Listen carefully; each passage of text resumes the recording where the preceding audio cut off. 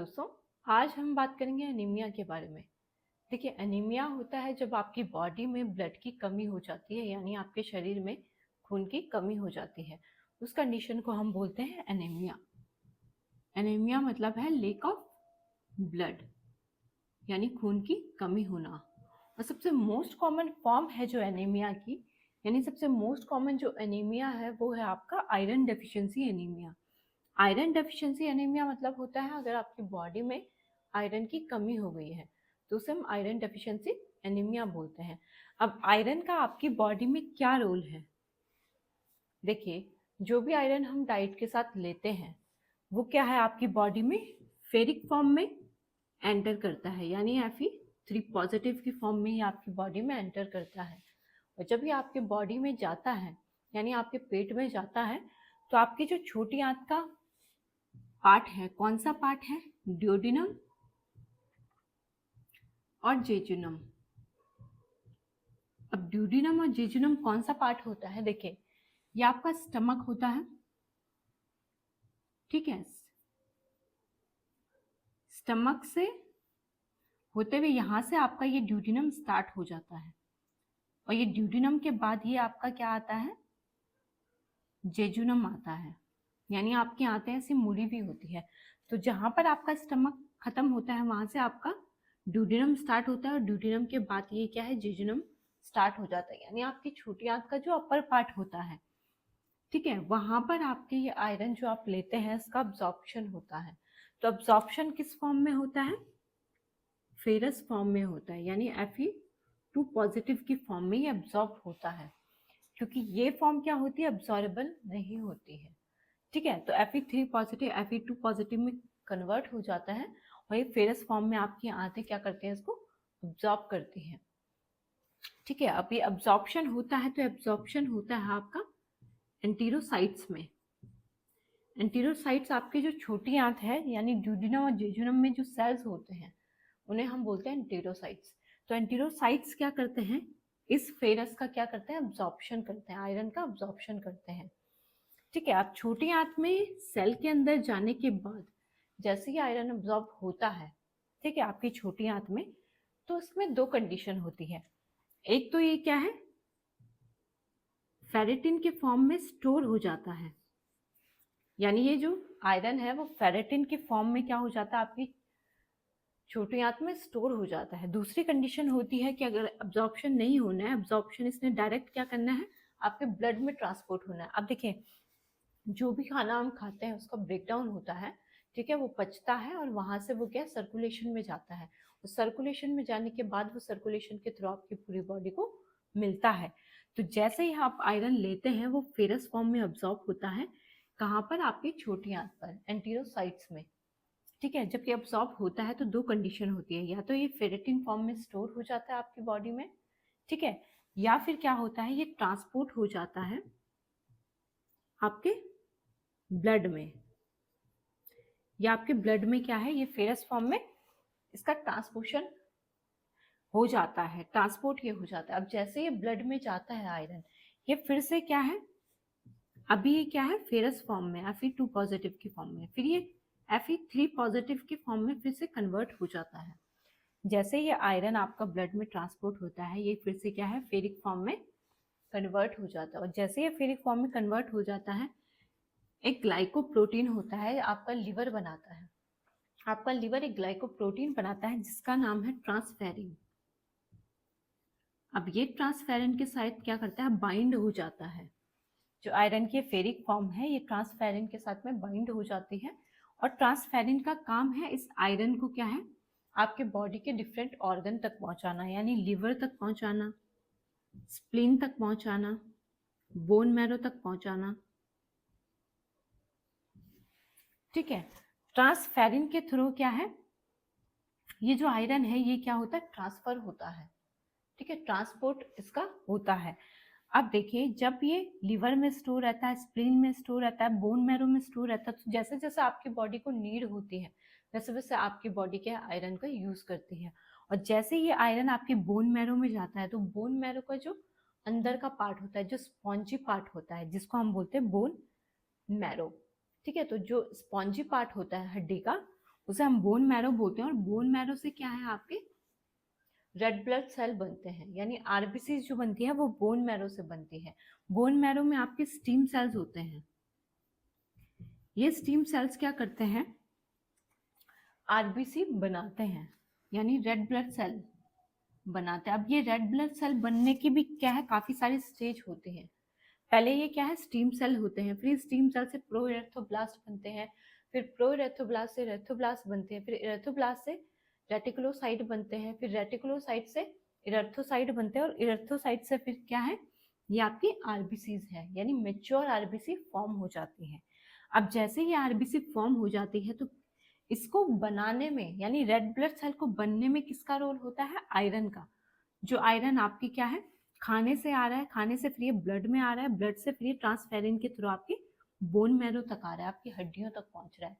जैसे ये आयरन आपकी हड्डियों में आता है तो वो आपकी बोन मैरो क्या करती है, उस आयरन का यूज करती है आरबीसी के निर्माण में, ठीक है, आरबीसी को बनाने में। और जब ये आरबीसी फॉर्म होती है तो ये क्या है, हीमोग्लोबिन से भरी हुई होती है, यानी आरबीसी हीमोग्लोबिन का बैग है, ठीक है।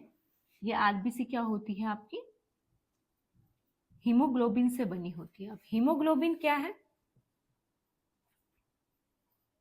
हीमोग्लोबिन भी एक प्रोटीन है। हीम मतलब होता है आयरन, और ग्लोबुलिन क्या है, प्रोटीन है। तो हीम और ग्लोबिन मिलकर हीमोग्लोबिन बनाते हैं, और ये हीमोग्लोबिन में क्या है, आयरन का रोल है, यानी आयरन भी क्या है, हीमोग्लोबिन का एक मॉलिक्यूल है।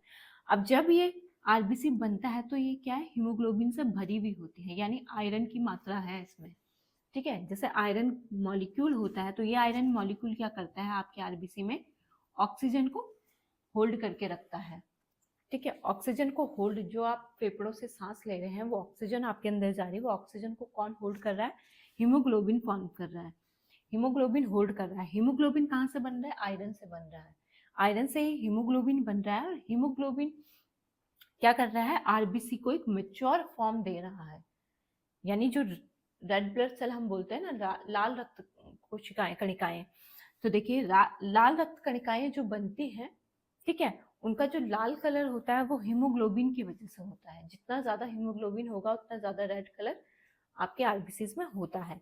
अब देखिए ये हीमोग्लोबिन क्या करता है, ऑक्सीजन को होल्ड करके रखता है, और ये ब्लड के, जब ये आरबीसी आपके ब्लड में सर्कुलेट होती है तो ये क्या है, हीमोग्लोबिन क्या करता है, ऑक्सीजन को आपकी बॉडी में ट्रांसफर करता है। आपको ऑक्सीजन आपके प्रत्येक सेल को मिलती है, क्योंकि हर सेल को काम करने के लिए ऑक्सीजन की जरूरत होती है।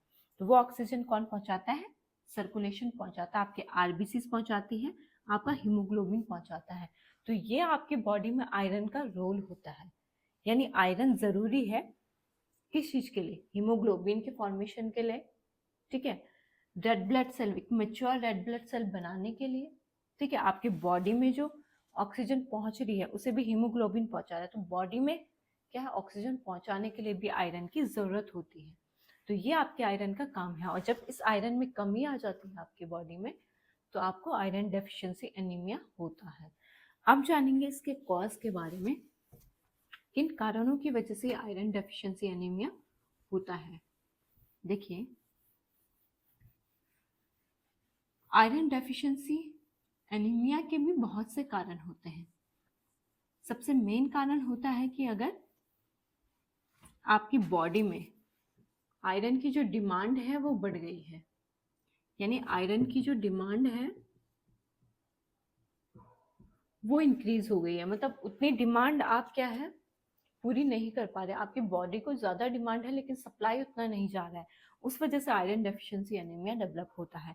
अब आयरन डिमांड आपकी बॉडी में कब बढ़ जाती है, देखिए सबसे पहले बढ़ती है इन्फेंसी, यानी इन्फेंट्स में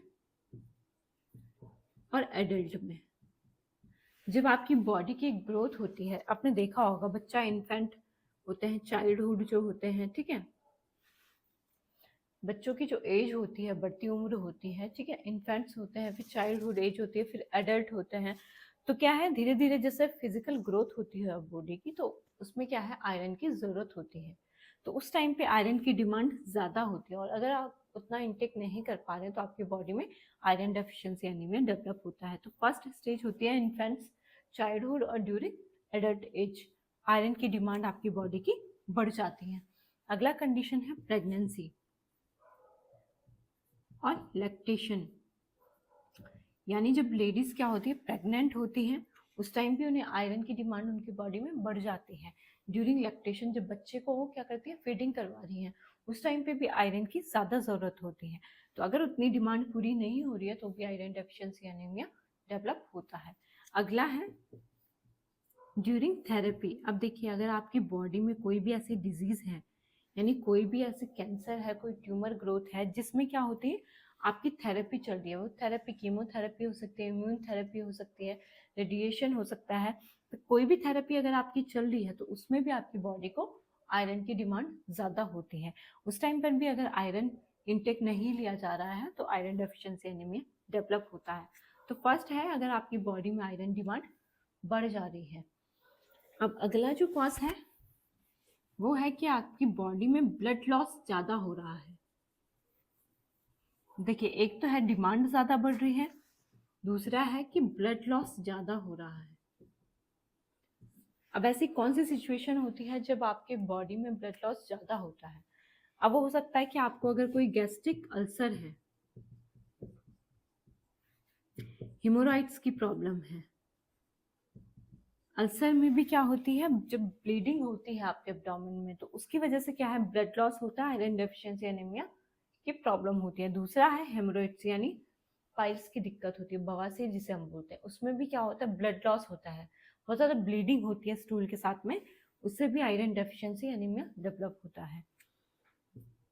ठीक है, अगला है कोई इंजरी हुई है आपको, कहीं पर भी कोई इंजरी हुई है, कोई एक्सीडेंट हुआ है, कोई चोट लगी है, तो आपकी बॉडी से अगर ज़्यादा ब्लड निकल रहा है तो उसकी वजह से भी आयरन डेफिशिएंसी एनीमिया डेवलप होता है। अगला है, अगर यूटेराइन हेमोरेज हो रहा है। यूटेराइन हेमोरेज कब होता है? देखिए, ये प्रॉब्लम फीमेल्स में होती है ड्यूरिंग मेंसेस, ठीक है, और देखिए फाइब्रॉइड। यूटेराइन हेमोरेज की जो प्रॉब्लम होती है वो फीमेल्स में ज़्यादा होती है, ठीक है, यानी उन्हें ब्लड लॉस हो रहा है, ठीक है। फाइब्रॉइड, यानी फाइब्रॉइड क्या होती है, एक मांस की ओवर ग्रोथ आपके यूट्रस में हो जाती है, जिस वजह से क्या है, ब्लीडिंग बहुत हैवी होती है, उस वजह से क्या है, आयरन की कमी हो जाती है, बहुत ज़्यादा ब्लड लॉस हो रहा है, ठीक है, उसकी वजह से आयरन डेफिशिएंसी एनीमिया डेवलप होता है। इसलिए देखा गया है कि फीमेल्स में ज़्यादा एनीमिया की प्रॉब्लम देखी गई है। क्यों? क्योंकि मेंसेस की वजह से, फाइब्रॉइड की वजह से ज़्यादा ब्लीडिंग होती है, इस वजह से क्या है, आयरन डेफिशिएंसी एनीमिया डेवलप होता है।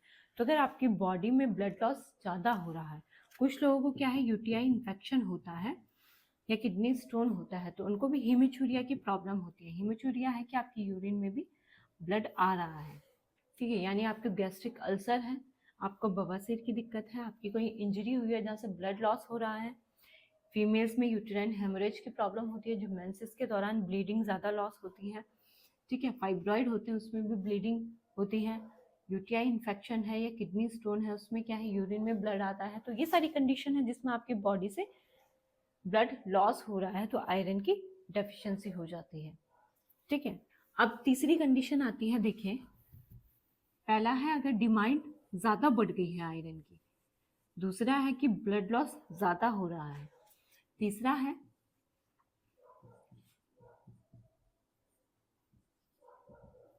लेक ऑफ डाइट की वजह से, यानी आयरन डाइट अगर आप नहीं ले पा रहे हैं। ये प्रॉब्लम कब होती है, अगर आप देखिए, अगर एब्जॉर्प्शन नहीं हो रहा है,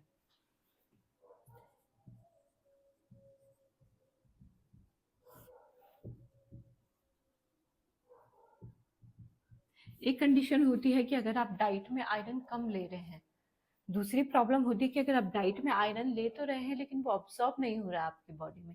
ऐसा कब होता है? देखिए, जब आपको आंतों की प्रॉब्लम होती है, जैसे सीलियक डिजीज होती है। सीलियक डिजीज में जैसा मैंने आपको पहले भी बताया है कि आपको क्या होती है, जो अनाज होते हैं उसका आपका आंतें क्या है, पचा नहीं पाती हैं, तो कुछ लोगों में ये भी प्रॉब्लम होती है। अब जिनमें ये प्रॉब्लम होती है वो कोई भी अनाज ले रहे हैं तो उनको पचता नहीं है, उनको डायरिया की प्रॉब्लम हो जाती है, ठीक है। तो उस कंडीशन में भी क्या है, न्यूट्रिशन आपकी बॉडी तक नहीं पहुंच पा रहा है, तो आयरन डेफिशिएंसी एनीमिया की प्रॉब्लम होती है, ठीक है।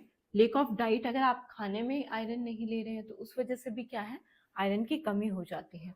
इरिटेबल बाउल सिंड्रोम की प्रॉब्लम भी कुछ लोगों को होती है। अब इरिटेबल बाउल सिंड्रोम में क्या होता है कि आपके आंतें क्या होती हैं, कमज़ोर हो जाती हैं। कोई भी खाना अगर आप खा रहे हैं तो वो पचता नहीं है, डायरिया की प्रॉब्लम हो जाती है।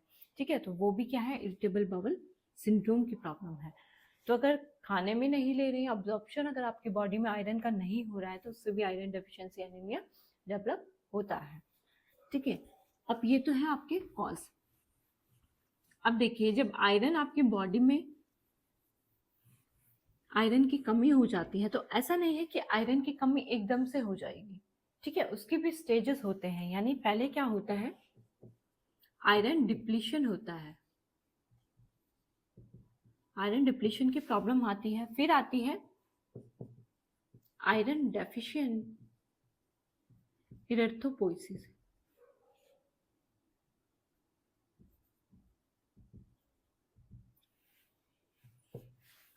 फिर आता है iron deficiency anaemia. Iron depletion की क्या प्रॉब्लम होती है, देखिए जैसा मैंने बताया कि जब आपका जो आयरन है वो आंत में एब्जॉर्ब होता है, तो आंत में एब्जॉर्ब होने के बाद वो आपके ब्लड में ट्रांसपोर्ट होता है।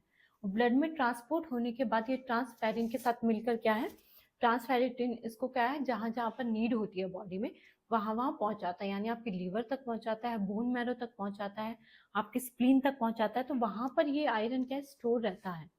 जैसे हम घर में बनाते हैं, ठीक है, घर में हम एक स्टोरेज बनाते हैं जहाँ पर हम एक्स्ट्रा चीज़ें रखते हैं कि कभी हमें ज़रूरत है तो हम वहाँ से ले लें, है ना। जैसे खाना है तो खाना अगर हम स्टोर में अगर एक्स्ट्रा रख देते हैं तो ऐसे हमारी बॉडी में स्टोरेज रहता है आयरन का। ठीक है, तो जब वो स्टोरेज में कमी हो जाती है, ठीक है, अब आपकी बॉडी को नीड हो रही है तो कहाँ से लेगा, जहाँ पर स्टोर है वहीं से लेगा। तो स्टोरेज से जब वो ब्लड लेना स्टार्ट हो जाता है, वो यूज़ करना स्टार्ट हो जाता है, स्टोरेज में कमी हो जाती है। तो इस प्रॉब्लम में क्या होता है कि आपका जो फेरेटिन होता है, यानी आपकी बॉडी में जो आयरन स्टोर है वो किस फॉर्म में स्टोर है, फेरेटिन की फॉर्म में स्टोर है। जैसे मैंने बताया ना कि आपका फेरस फॉर्म में क्या होता है, अब्जॉर्प्शन होता है आयरन का। ठीक है, अब फेरेटिन फॉर्म में क्या होता है, स्टोरेज होता है। ट्रांसफर किस फॉर्म में होता है, ट्रांसफेरिन क्या करता है, ट्रांसपोर्ट करता है। जो आयरन आप लेते हैं वो फेरस फॉर्म में आपके आंतों में अब्जॉर्ब होता है। जो आपकी स्टोरेज होता है ऑर्गन में सेल के अंदर, वो फेरेटिन फॉर्म में आयरन, आपका आयरन स्टोर रहता है। ट्रांसपोर्ट होता है ट्रांसफेरिन के थ्रू। ट्रांसफेरेटिन आयरन के साथ मिलकर उसका क्या करता है, आपकी बॉडी में ट्रांसपोर्ट करता है। तो आयरन डिप्लीशन में क्या होता है कि स्टोरेज में कमी आ जाती है। अब बॉडी में कमी आ रही है तो वो कहाँ से ले रहा है, जो स्टोर है वहां से आयरन ले रहा है, तो स्टोरेज में कमी आ जाती है, तो उसे हम बोलते हैं आयरन डिप्लीशन। लेकिन हीमोग्लोबिन क्या रहता है, आपका नॉर्मल रहता है। ठीक है, जैसे आपने स्टोरेज में कुछ खाने की चीज़ें रखी हुई हैं, ठीक है, और आपको ज़रूरत है उस खाने की, तो आपने स्टोरेज से वो चीज़ निकाल ली है। अब स्टोरेज खाली हो गया है लेकिन आपके पास वो प्रेजेंट है, तो ऐसे हीमोग्लोबिन तो नॉर्मल है लेकिन स्टोरेज कम हो गया है, वो कंडीशन है आयरन डिप्लीशन की। ठीक है, अब है आयरन डेफिशिएंट इरेथ्रोपोइसिस। अब आयरन डेफिशिएंट इरेथ्रोपोइसिस में क्या होता है, देखिए जब स्टोरेज कम हो गया है तो ट्रांसपोर्ट भी कम होगा, यानी सप्लाई भी कम होगा। तो फेरेटिन भी लो हो गया है, ट्रांसफेरिन का लेवल भी लो हो गया है, लेकिन हीमोग्लोबिन क्या है, यहाँ पर नॉर्मल है। अभी हीमोग्लोबिन में कोई कमी नहीं आई है, वो कंडीशन है आयरन डेफिशिएंट इरेथ्रोपोइसिस की। यानी स्टोरेज से आयरन खत्म हो गया है, ट्रांसपोर्ट भी नहीं हो रहा है। जब स्टोरेज खत्म हो जाएगा तो ट्रांसपोर्ट कैसे होगा, क्या ट्रांसपोर्ट करना है, तो उस टाइम पर ट्रांसफेरिन का लेवल भी लो हो जाएगा, लेकिन हीमोग्लोबिन क्या है, नॉर्मल रहेगा। फिर जब ज्यादा कमी हो जाती है आपके शरीर में, देखिए स्टेज वाइज कमी होती है, ऐसा नहीं है कि एकदम से घट जाएगा। पहले आयरन डिप्लीशन होगा, फिर आयरन डेफिशिएंट इरेथ्रोपोइसिस की प्रॉब्लम होगी, फिर आयरन डेफिशिएंसी एनीमिया हम उसे बोलेंगे। अब आयरन डेफिशिएंसी एनीमिया में भी क्या है, जब ये सारी चीजें खत्म हो गई है, फेरेटिन भी आपका लो हो गया है, ट्रांसफेरिन भी लो हो गया है, हीमोग्लोबिन भी लो हो गया है, तो इस कंडीशन को हम बोलेंगे आयरन डेफिशिएंसी एनीमिया। ठीक है, अब बात करेंगे कि आयरन डेफिशिएंसी एनीमिया के सिम्टम्स क्या है, क्या लक्षण है, कैसे हम पता करेंगे कि हमें आयरन डेफिशिएंसी एनीमिया की प्रॉब्लम है। तो देखिए, जो आपके आयरन डेफिशिएंसी एनीमिया के सिम्टम्स होते हैं, सबसे पहले आता है डिजीनेस। डिजीनेस यानी आपका सर घूमने लगता है। Shortness of breath, shortness of breath होता है कि आपको सांस नहीं आती है, सांस लेने में आपको प्रॉब्लम होती है, क्योंकि ऑक्सीजन क्या है, अगर आयरन की कमी होगी तो हीमोग्लोबिन नहीं फॉर्म होगा। हीमोग्लोबिन नहीं फॉर्म होगा तो आपके क्या है, red blood cell, mature red blood cell नहीं बन पाएंगे। रेड ब्लड सेल नहीं बनेंगे, हीमोग्लोबिन की उसमें कमी आ जाएगी, तो क्या है, ऑक्सीजन को कौन ट्रांसफर करेगा, क्योंकि ऑक्सीजन को ट्रांसपोर्ट करने का काम भी किसका है, हीमोग्लोबिन का है। ठीक है, तो ऑक्सीजन जब आपकी बॉडी तक नहीं पहुंच पाएगी तो उसमें क्या होगी, शॉर्टनेस ब्रीथ यानी सांस लेने में आपको प्रॉब्लम होगी। ब्रेन तक प्रॉपर ऑक्सीजन नहीं पहुंचेगा तो आपका सर घूमेगा। ठीक है, तीसरा है ब्रिटल नेल्स, नाखून आपके जल्दी से टूटने लग जाते हैं इजीली। हेयर फॉल की प्रॉब्लम होती है, यानी बाल झड़ना स्टार्ट हो जाते हैं। अगला है थकान लगती है, वीकनेस आपको लगती है, सर घूमता है, सांस लेने में प्रॉब्लम होती है, नाखून टूटना स्टार्ट हो जाते हैं, हेयर फॉल की प्रॉब्लम होती है, वीकनेस आपको आ जाती है बॉडी में। ठीक है, कमजोरी आ जाती है। और क्या प्रॉब्लम होती है, देखिए, अनयूजुअल थिंग्स खाने की आपकी क्या होती है, डिजायर होती है। ठीक है, जिसे हम बोलते हैं पीका। पीका वर्ड क्या होता है, कुछ लोगों में आयरन डेफिशिएंसी की वजह से क्या है, मिट्टी खाने का मन करता है, बर्फ खाने का मन करता है, पेपर यानी कुछ क्या है, कागज भी खाना स्टार्ट कर देते हैं, मिट्टी को खाना स्टार्ट कर देते हैं, चॉक खाना स्टार्ट कर देते हैं। ये सारी चीजें क्यों होती है, आयरन की कमी की वजह से होती है। ठीक है जी, आपने देखा होगा कुछ बच्चे मिट्टी खाना स्टार्ट करते हैं। ठीक है, बर्फ खाना अच्छा लगता है उन्हें, पेपर खाते हैं। ठीक है, चॉक, जिससे हम क्या है, स्कूल में या कॉलेज में हम लिखते हैं तो वो चॉक भी खाना स्टार्ट कर देते हैं। तो ये प्रॉब्लम होती है आयरन डेफिशिएंसी एनीमिया की, और ये सारे सिम्टम्स हैं आपके आयरन डेफिशिएंसी एनीमिया के। अब देखिए, स्किन भी पेल हो जाते हैं। स्किन भी पेल क्यों हो जाते हैं, क्योंकि हीमोग्लोबिन क्या करता है, जो आपके आरबीसीज हैं, रेड ब्लड सेल में जो रेड कलर आता है वो हीमोग्लोबिन की वजह से आता है। तो जब आयरन नहीं है, हीमोग्लोबिन में कमी आ जाएगी, हीमोग्लोबिन में कमी आएगी तो आपकी स्किन क्या है, आपको पेल दिखने लगती है, यानी पीली दिखाई देती है। हम बोलते हैं ना, स्किन पीली पड़ गई है, खून की कमी हो गई है, वो इसी वजह से होती है, क्योंकि हीमोग्लोबिन में कमी आ जाती है। और आपकी जो आरबीसी का रेड कलर आता है वो हीमोग्लोबिन की वजह से ही आता है। अब देखिए, अब हम बात करेंगे मैनेजमेंट के बारे में, कैसे हम इस प्रॉब्लम को ठीक कर सकते हैं। देखिए, आयरन डेफिशिएंसी एनीमिया में जो आपका माइक्रोसाइटिक और हाइपोक्रोमिक एनीमिया आपको होता है। माइक्रोसाइटिक होता है यानी आरबीसी जो है उनका जो साइज है वो छोटा हो जाता है। मैंने बताया ना कि एक मैच्योर सेल बनने के लिए, एक अच्छी ग्रोथ के लिए जरूरत होती है आयरन की। तो जब आयरन कम हो गया है तो आरबीसी की ग्रोथ सही से नहीं हो पाएगी, तो रेड ब्लड सेल जो बनेंगे वो मैच्योर नहीं बनेंगे, यानी स्मॉल आपके नॉर्मल अगर रेड ब्लड सेल ये है तो आपके एनीमिया में रेड ब्लड का साइज क्या हो जाएगा, छोटा हो जाएगा।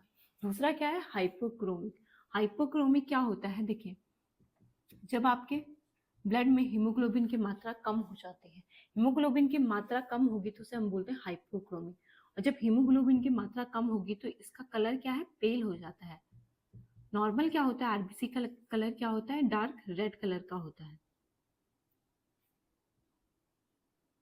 इस तरह की आपकी आरबीसी हो जाती है। लेकिन जब आपके ब्लड में हीमोग्लोबिन की मात्रा कम हो जाती है तो ये जो सेल है ये पेल हो जाते हैं, हल्के क्या हो जाते हैं, पेल हो जाते हैं, फीके कलर के हो जाते हैं। तो माइक्रोसाइटिक हाइपोक्रोमिक जो एनीमिया होता है वो आयरन डेफिशिएंसी एनीमिया, यानी आरबीसी के ग्रोथ सही से नहीं हो पा रही है और आरबीसी के अंदर जो हीमोग्लोबिन है उसमें कमी आ गई है, जिस वजह से उसका कलर सही से नहीं आ रहा है, उसका साइज भी क्या हो गया, छोटा हो गया है।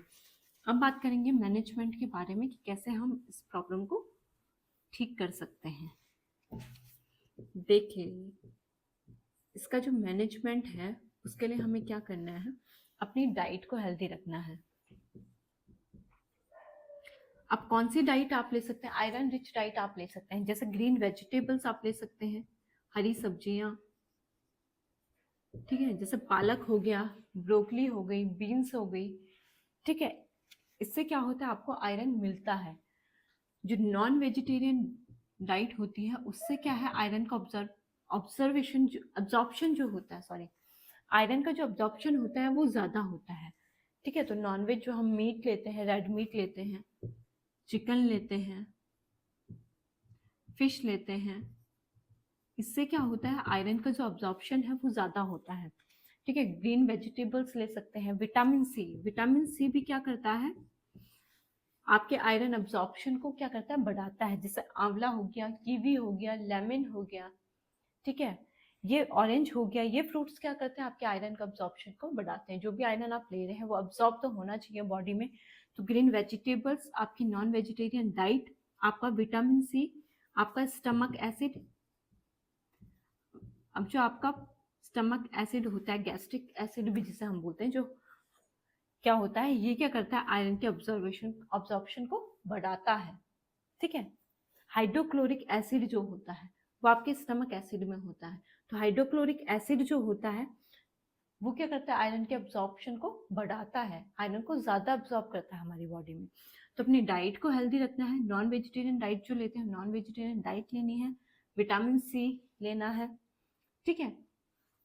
और ऑक्सलेट की मात्रा कम करनी है, कैल्शियम की मात्रा कम करनी है बॉडी में, टैनिन्स की मात्रा कम करनी है। ये चीजें हैं जो आपके आयरन अब्जॉर्प्शन को कम करती हैं। अब देखिए, ऑक्सलेट किस में होता है, ऑक्सलेट होता है जैसे बादाम में हो गया, ठीक है, मक्की में हो गया, जो बहुत ही हरा जो पालक होता है उसमें भी ऑक्सलेट की मात्रा ज़्यादा होती है। तो ये चीज़ें क्या करती है, आपके एब्जॉर्प्शन को कम करती है, आयरन का जो एब्जॉर्प्शन है उसे कम करती है। कैल्शियम, टैनिन्स हो गया है, जैसे आप कॉफ़ी लेते हैं, चाय लेते हैं, वाइन लेते हैं, डार्क चॉकलेट लेते हैं, उनमें क्या होती है, टैनिन्स की मात्रा ज़्यादा होती है। तो ये टैनिन क्या करता है, आपके आयरन एब्जॉर्प्शन को रोकता है। तो ये चीज़ें आपको कम लेनी है और ये चीज़ें क्या है, आपको अपनी डाइट में लेनी है। दूसरा, आपने वेट को मेंटेन करना है,